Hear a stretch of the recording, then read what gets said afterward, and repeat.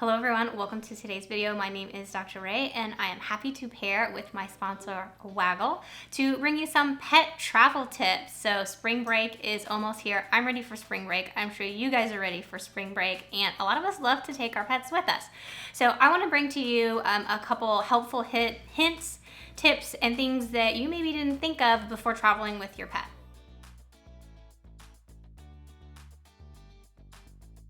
So here's my pet travel checklist. The first thing you want to do is make sure that your pet is healthy enough to travel at all. And so we all love to take our pets, but there does come a time where maybe it's not in our pet's best interest to take them with us. So always, verify with your vet if, a long distance trip is appropriate, maybe a shorter distance trip is appropriate. You always want to get into your vet, make sure all those vaccines are done that need to be done. Anything that may be required for traveling, from state to state, make sure that those are done. Make sure that any hotels that you are staying at or any dog parks or dog facilities, that you have the proper vaccines and documentation of those things in order to do those activities. So once we've determined that everything's a go, my pet is healthy enough to travel, and I've got all the appropriate vaccines, paperwork, documentation, it's time to start packing our bag. We get our bag packed, we need to make sure we pack a bag for our pets as well. And so some of the essentials that I recommend packing are food and water, obviously. Food, you want to make sure that you take enough for the trip duration, plus a little bit extra in case you get delayed. Water is also a good idea to take with you on the trip, especially bottles of water. Some places that you travel, the water may not be necessarily safe to drink. We always think about that for us, but we want to make sure that we are taking enough water for our pets as well, especially if you're doing, traveling into other countries where maybe the water safety is not what we normally would have here in the States. There are also some people that feel like water quality as you even travel from state to state, not necessarily being unsafe to drink, but just the different mineral contents and things of the water can aggravate or upset certain pets that have sensitive GI tracts. So taking water, bottled water, even your own personal tap water if you have water jugs might be a good thing to do, especially if you're going camping or anything like that. That's kind of something that you always should be thinking about. Of course, any medications that they need. So they've got your maintenance medications, so if your pet is on chronic medications for heart disease and medications for like thyroid or anything like that they need to take daily. Obviously, again, you want to take enough for the trip plus a little bit extra in case you get delayed or a pill gets lost somewhere, your pet spits it out or anything like that. So take a couple extra. I would remind you to please do that in the original container.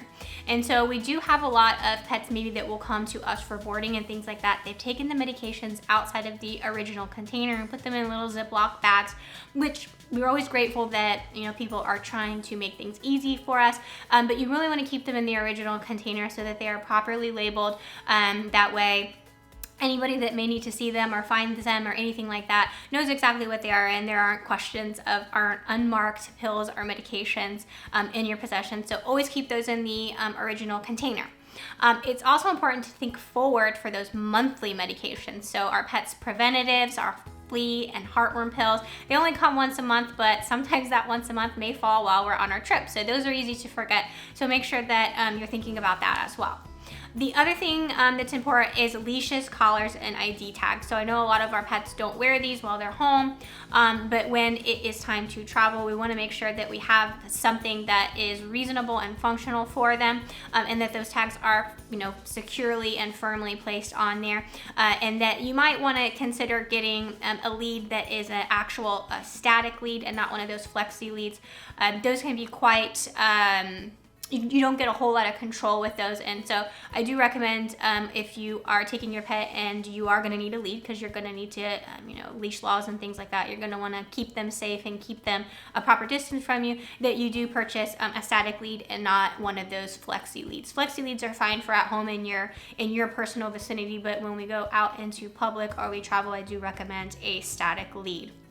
The other thing that you want to do is make sure you take plenty of bags for picking up poops along the way, and that if you have a cat, that you plan, to have a litter box. Now, with the litter box, you can actually buy a regular litter box, or they do make disposable ones, and those can be nice because you can dispose of them, so you're not traveling with essentially, a potty in your possession. So you can consider doing that. You can also just use plain boxes if you have shallow boxes, and that can work excellent as well. When you take your pet with you, obviously you are going to want to contain them somehow in your vehicle. And so you want to choose the right carrier. It should be well ventilated, it should be comfortable, and it should be pretty sturdy, because when you're in your vehicle, that is one of the safest ways to travel, especially if you have a cat or something like that, so that they are contained and they don't get scared and distract you or potentially cause an accident. It also helps that if you are unfortunately in an accident, if they're contained in that and they're ejected from the vehicle, that is a way that that they can stay safe and contained and have a better chance of not getting seriously injured. You do want to label that carrier with your name and your contact information. That way, if there is some sort of an accident or there is some sort of a reason why maybe you get separated, that they can reunite you with your pet. You do want to always acclimate your pet to the carrier before you try to get them in there, before you go on the trip. I know it can be very difficult, especially with cats. I hear this every day in our practice. Cats do not do well, or often don't do well with getting put in the carrier, but I do have a couple tips to probably help you along the way with that. You want to make sure that your pet can explore and see the carrier in a non-stressful situation. So in no way, shape, or form related to any type of activity, travel, going to the vet, nothing. Just kind of leave it out there, let them explore it, look at it. You may even want to feed them in there every once in a while, put some toys in there. Let them know that the carrier is a safe and happy place, and it's not just this mean cave that comes out when we go to do mean and evil things. And so I do recommend you acclimate your pet to the carrier, and let them explore the carrier well before you start making your travel plans. The other thing that you want to do is you might want to use positive reinforcement or things that make your pet feel comfortable and safe when in the carrier. And so those can be things like Feel Away, which is a feline pheromone that helps them relax and feel comfortable. You can spray that all in the carrier. And then for dogs, they have a similar one called DAP, D-A-P, or Dog Appeasement Pheromone. It comes in as a collar. And those can be things that you can use to try to bring back some of the anxiety and let them know that, hey, this carrier is a warm, nice, and inviting situation. When it comes time to actually plan your journey, obviously you want to choose pet-friendly accommodations. There are so many now these days. It has become a lot easier to travel with pets, but you don't want to take it for granted that a pet may be welcome in certain settings. And so you always want to make sure that you are choosing pet-friendly, and you specifically ask about pet accommodations at any places that you'll be visiting in your travel journeys. You do want to make sure that you plan appropriate rest stops and breaks and exercise areas along the way. I know there are a lot of people who just want to push through and they just want to get through, but our animals don't understand that urgency. And so we do want to make sure that we let them out, or try to let them out the same number of times that they do when we're on our regular routine, because that can help with the stress and anxiety, but that can also be a good way to let them kind of burn off a little bit of the energy. So you also may want to check your final destination and be familiar with local emergency facilities or vets there. I definitely have had instances where clients have contacted us. They run into an issue with their pet while they're traveling, and a lot of times we can't answer those questions via the phone. But if it comes to a situation where perhaps they do need actual physical medical attention, it is nice to know your local emergency facilities and to kind of have an idea of where those are, or at least a phone number, so that you have a reference and you're not in the heat of the moment, in the panic of the moment, trying to figure that out. Safety is going to be a big thing. So again, we are going to be traveling. We are going to be traveling either in a car, maybe an RV, a boat even, and then of course we've got our air travel. And so you never want to leave your pet unattended, especially in a vehicle of any kind or a boat. And so we've talked about before how heat can be a substantial risk there. Cold can be a substantial risk there. Any extremes on the temperature spectrum can be a risk. Also unattended, especially if they're not in that carrier, they can get into trouble. They can chew things. They can be choking hazards. I have heard of some very horrible things that have happened. You never want to specifically tether your animal while unattended. And so those are all things you want to be very cognizant of, and safety is always first. And so seat belts are another fun thing, again, about proper restraint. A carrier is a nice, safe place to restrain your pet, and a seat belt is also another nice way if you have a canine or even a feline species that's willing to wear a harness. You can buy these little seatbelt adapters where it will hook into the harness and then hook into your seatbelt, and that's a very safe way that is not a tether around the neck or anything like that to make sure your pet is safe and secure while you are in motion. This is an excellent time to mention our sponsor, Waggle. So thank you, Waggle, for sponsoring this video. They have some very excellent tools that you can utilize to make sure that your pet is safe if you do have to leave them alone or unattended in your RV, your car, your boat, pretty much anywhere that you can have internet access. You can use one of their devices to remotely monitor your pet with one of their pet cams, and also monitor temperature and changes in temperature with their pet temperature monitor. So if you want to check them out, it's mywaggle.com. Excellent devices. They work wonderful and they really can be a lifesaver. The next thing you want to do after talking about all these dangers is you want to keep calm and you want to keep your pets calm. And so bringing familiar toys and items that they like blankets and things like that can be awesome. That can really give them a sense of home coming with them. You may want to consider again some of those calming aids like the Adaptil collars, the DAP collars, and the Feel Away.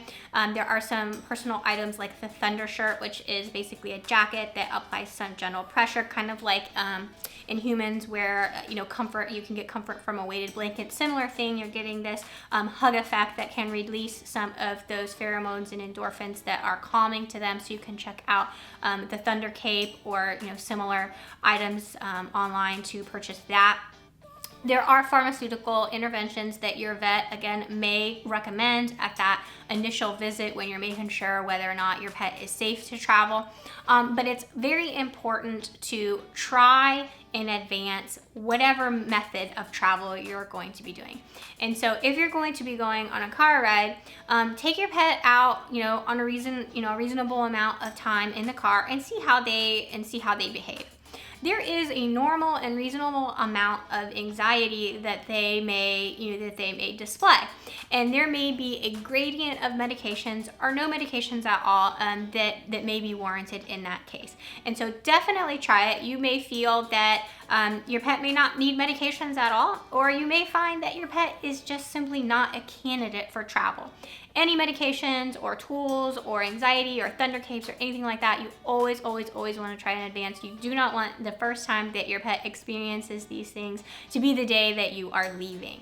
If you're traveling by air, there are some specific airline requirements that you may have to meet, and so it is always important that you check with each individual airline or air carrier for what those requirements may be, and you do that well in advance. There are temperature restrictions for both cold and both hot in a lot of areas as to when a pet can actually be, board a plane if they're going to be traveling in cargo. And so if they're traveling in the cab, those are not usually, applicable. But if for whatever reason your pet does have to travel in a carrier in cargo, there may be some temperature restrictions. And so you want to know that well in advance. So be sure to ask that when you're contacting the airline.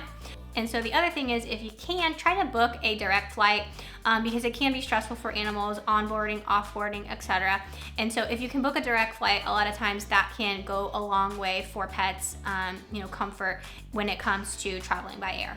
You want to make sure that you always keep your identification updated. I cannot tell you the number of times that we check with clients and we verify that their microchip is still working, and we ask, so are you keeping that up to date? Have you updated that recently? And they're like, oh no, we've moved several times and I think it still has the original address.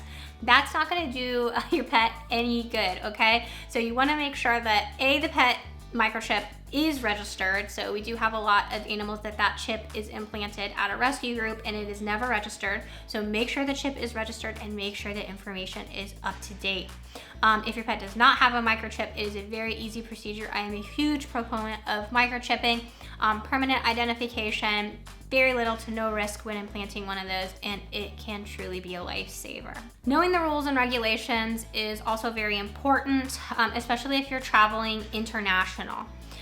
Interstate can be relatively easy. It is best to just kind of verify that before you're traveling. But international travel is a big deal. And so you want to make sure that you have researched well in advance what is necessary, the travel regulations for your destination. I will flash a website up here where you can get information about various countries and what pet travel entails to get to those countries, so you can check it out there. I often tell people to I highly recommend and I highly suggest that you consider a pet transport company if you're internationally traveling with your pet. There are a lot of rules and a lot of regulations depending on which country you are traveling to, and the consequences of not getting that exactly right can be quite severe. And can result in lengthy delays or quarantines. And so you want to make sure that you have researched that well in advance. I'm talking months in advance if you are traveling internationally. Not all veterinarians can sign and perform international health certificates. So you want to make sure that you have located the correct veterinarian to assist you with that, and then you have given yourself plenty of time to make sure the appropriate paperwork has been filled out. The last thing I want to let you guys know is it is absolutely okay for your pet to stay home. And so if the travel regulations and the travel restrictions are extremely burdensome, it is going to require a lot of additional treatments or things that you don't feel comfortable doing with your pet, then it may be better for them to stay home. They may be one of those pets that actually is more comfortable staying home. So there's absolutely nothing wrong with your pet staying home. You know what they say, absence makes the heart grow fonder. So don't feel bad if you have to leave your pet home. That's perfectly fine. So I hope that you enjoyed these pet travel tips and that you found them useful. Thank you to my sponsor Waggle for suggesting this video and for allowing me to create this content for you. So don't forget to check them out at mywaggle.com, and I will see you guys next time. Bye.